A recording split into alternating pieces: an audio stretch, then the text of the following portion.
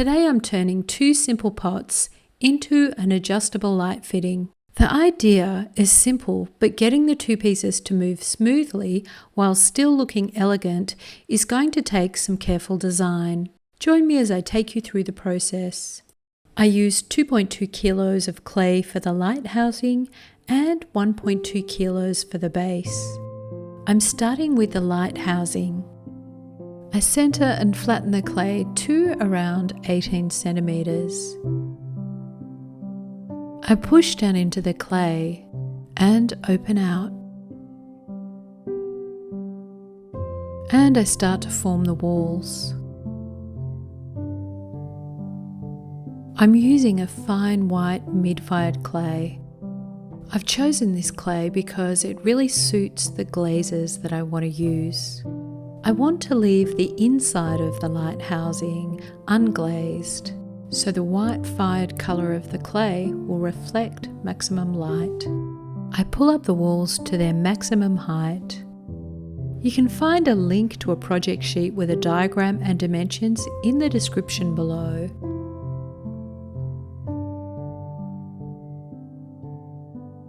And on the final pull, I bring the walls out slightly.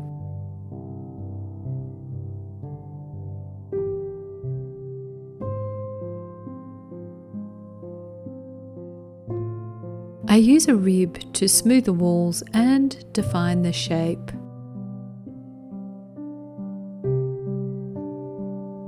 I give the walls a very slightly rounded curve. I'm going to cut the top of my pot at an angle, so I can't make the walls too thin.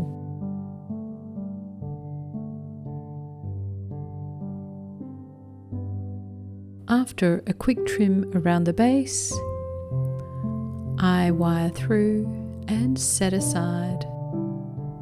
Now for the base. I'm using the 1.2 kilos of clay.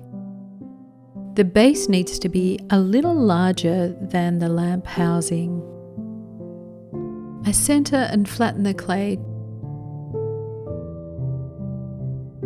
and then I push down and open out.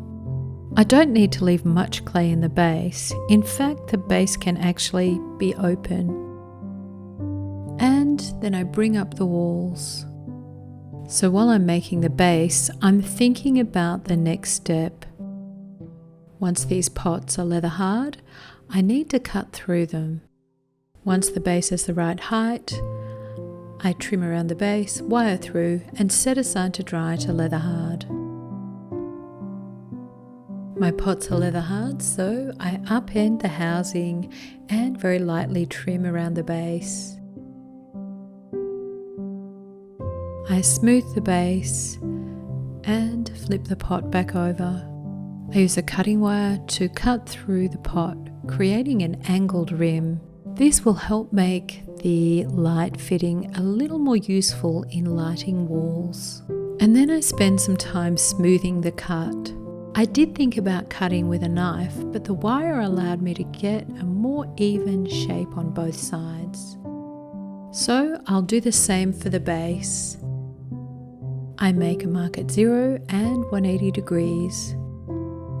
I use my circle guide for this. There's a link in the description below to my circle guide. And I cut through the rim of the base at an angle.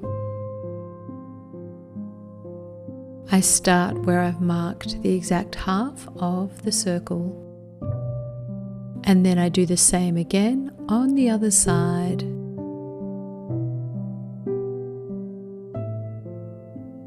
I trim down the 2 points, creating a rounded profile. And then I smooth the cut surfaces. My next step is to add 2 holes. Unfortunately, I didn't video this part. The holes in the base sit quite close to the top, and in the housing they sit at the bottom. The holes need to sit at the halfway mark. They need to be opposite each other on both parts. Otherwise, the holes for the swivel won't match up. I check that they do match and set aside to dry fully. I bisque fire. And then it's time to glaze. I'm using brush-on glazes. I'm using a pewter glaze for the base and a silver crackle for the lamp housing. The surfaces need 2 good coats. As I mentioned earlier, the housing is only glazed on the outside. And I have a pair of helping hands, so the white surface of the inside will help reflect light. I make sure that the holes are free of glaze. After a glaze firing, it's time to assemble. Along with the lamp base and the lamp housing, I have some rubber washers and some bolts with wing nuts. I'll use this rechargeable light that allows me to set color temperature and brightness.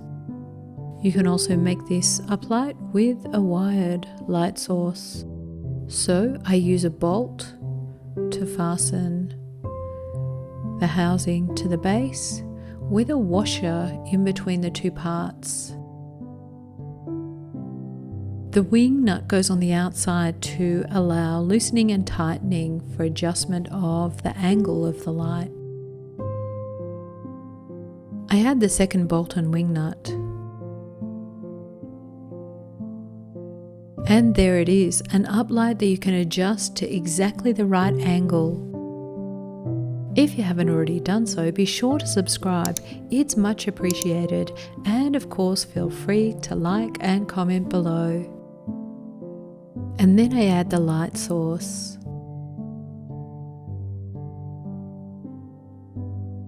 And there you have it, an uplight that you can adjust to exactly the right angle, useful for lighting walls, plants, artwork, without any installation needed. The cutting of the base allows for more articulation of the housing, giving you more flexibility in the angle. The white interior allows for more reflection of light. And the cut rim gives you more flexibility in lighting walls. And if you think you'd like to make this project, remember we have a downloadable worksheet. The link is in the description below. And after all of that, I'm really just obsessed with the hinge mechanism. For more projects with moving parts, why not check out our hinged lid video? And as always, happy potting!